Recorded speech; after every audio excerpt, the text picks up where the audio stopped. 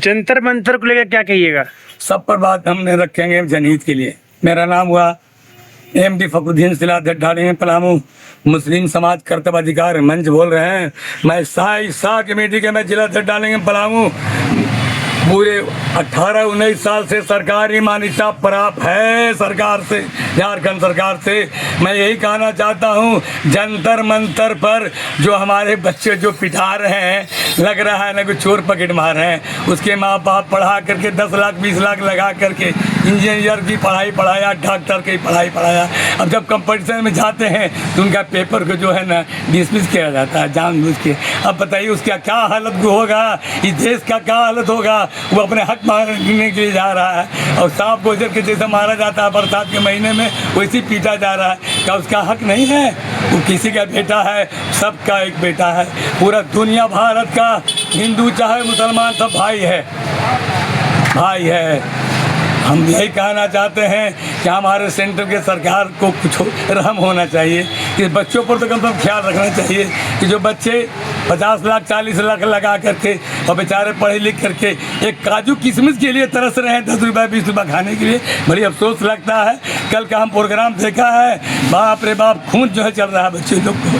बताओ उसके माँ बाप कितना काजू पिस्ता खिलाया होगा, घर का दूध जो है दही खिलाया होगा। अब सब खून जो है वो अपनी नौकरी के लिए दे रहा है, अपने ब्लड को दान कर रहा है। कम से कम सेंट्रल सरकार को इस पर तो रहम खाना चाहिए कि बच्चे, किसी का बच्चे मेरा बच्चा है, वो तो अपना हक मांगने के लिए आया हुआ है। बड़ी अफसोस लग रहा है। मैं पहले हम 2007 से लेकर के 5 साल तक मैं 3 साल जिला अध्यक्ष ढालेंगे पलामू समाजवादी पार्टी का रहा जिला अध्यक्ष। हमारे बन्ना गुप्ता टाटा जमशेदपुर में प्रदेश अध्यक्ष थे। ठीक 3 साल के बाद रांची के जो है छतर सिंह जो है हमको परमंडल का चिट्ठी दी था। हमारे माननीय मुलायम सिंह यादव के हुक्म के मुताबिक बोली कि पलामू में जो एक लड़का है एमडी फखरुद्दीन, उसको पलामू परमंडल का चिट्ठी दो। मेरे पास फाइल में मौजूद है, मैं सारा और डॉक्यूमेंट मेरे पास है। मैं 2 चुनाव लड़ाया हूँ। हमारे काशीनाथ यादव प्रभारी दिल्ली के प्रभारी हैं, बिहार के प्रभारी हैं, झारखंड के प्रभारी हैं, पलामू के प्रभारी हैं। उनके साथ जिला स्कूल में प्रोग्राम किया हूँ।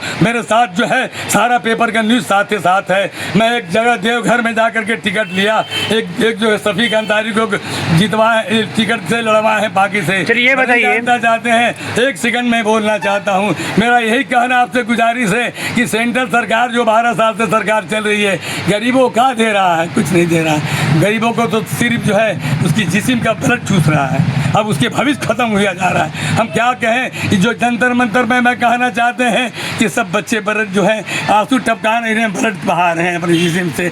अब बताइए उसके कपड़ा को फाड़ा जा रहा है, पुलिस प्रशासन आदेश पर मार रहा है। जिसकी आदेश से रहेगी, जिसका हुकूमत रहेगा, उसी का ना सब कुछ रहेगा हुकूमत। वो जो कहेगा चाहे गलत से सही वही को अमल कर रहा है ना। मगर आज नहीं, कल सरकार हमारे बड़े भाई जिनका नाम है माननीय राहुल जी, जिनके पिता प्रधानमंत्री राजीव गांधी, जिनके माँ प्रधानमंत्री सोनिया गांधी, जिनके दादा परदादा वो पूर्व से प्रधानमंत्री। अरे 7 चलन भी हो जाएगा, उनका मुकाबला कोई नहीं कर पाएगा, कोई दल हो। मगर जो है जो पंजा है कांग्रेस, उनके कहना नहीं है। उनके तो चिराग जलता था बात से, कोई तेल से जलाता है, उनकी बात से चिराग जलता था।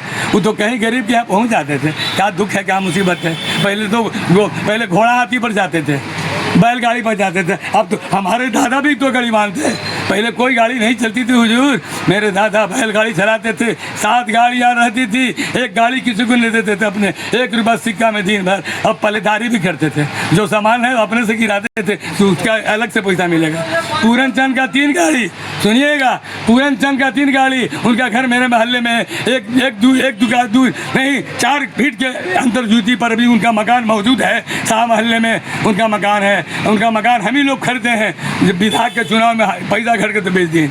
अभी घसीटा साहब कोठा पर रहते रहते उम्र खत्म कर दी और वहीं उनकी जो है मूर्ति बनवाना है। मेरे सवाल है, जी बोला जा हुजूर।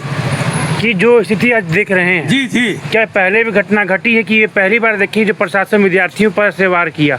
ये तो पहले तो मैं नहीं जानता हूँ, मैंने ऐसा घटना कभी नहीं हुआ था। ये पहला घटना सुन रहे हैं कि जो बाल बच्चे जो हैं इंजीनियर की पढ़ाई पढ़ के, डॉक्टर की पढ़ाई पढ़ के, जिनके माँ बाप जो हैं आधा भूख रह करके आधा खाना खाते थे, 5 रोटी में 2.5 रोटी खाते थे, 2.5 रोटी का पैसा बचा के अपने बच्चों के भविष्य के लिए, तब ना उसकी नौकरी होगी, तब ना उसका शादी ब्याह होगा, घर बसेगा कि नहीं बसेगा? बसेगा। जब उसकी नौकरी होगा तब ना उसकी शादी ब्याह होगा। ना कौन पूछता है सड़क से आपको लड़की मिलेगा? नहीं मिलेगा। चलिए ये एक जी, बोला अंतिम अहम सवाल है। जी जी। जिस तरह विद्यार्थियों को बचपन से बड़े होने तक सपने दिखाए जाते हैं डॉक्टर होने का, जी जी, अचानक नीट पेपर लीक होना, जी जी, इसका सरकार पर कितने आप समझते हैं कि कितना वो फेलियर सरकार भी तो उनको गरीब को बच्चे को रहम नहीं है, क्योंकि उनके बच्चे है ही नहीं तो कहाँ से रहम होगा? अरे बच्चा उनके पास रहेगा तब ना। अभी तो 3-4 को मिलकर सरकार चला रहे हैं, देश को बुड़बक बनाए हुए हैं, सिर्फ पैसा से खरीदा जा रहा है। और जो भी अगर ये पहले पेपर से अगर चुनाव होगा तो सच्चाई कभी नहीं छिपता है। अब होगा वही होगा। कोर्ट पूरी दुनिया कानून जान रही है, अब कोई बिक नहीं सकता है। और हम लोग तो बिके हुए चीज़ हैं, हम लोग बिके हुए चीज़ हैं। हम लोग कलमा पढ़ लिए ला इलाहा इल्लल्लाह मुहम्मदुल्लाह, मैं बिक चुका हूँ अपने गुलाम से, उनका गुलामी मेरे मिले। हम किसी से बिक नहीं सकते हैं, वो चाहे करोड़ 10 करोड़ मेरे लिए खाक है। यदि मान लिया जाए कि जिसे विद्यार्थी से जो बेरहम मारा पिटा गया पुलिस द्वारा, जी जी, पुलिस कहती है वहाँ जो दिल्ली जानकारी मिल रही है कि उनके पाक कनेक्शन को जांच किया जा रहा है, क्या लगता है पाक कनेक्शन की मिलेगी या नहीं? तो क्या बताएं, ये सब अंधरा जो है ना, ये अंधरा देश चल रहा है सेंट्रल में, चश्मा फेल है उनके आगे, जो चाहेंगे वही हुक्म चलाते हैं। वो उनको जो कहेंगे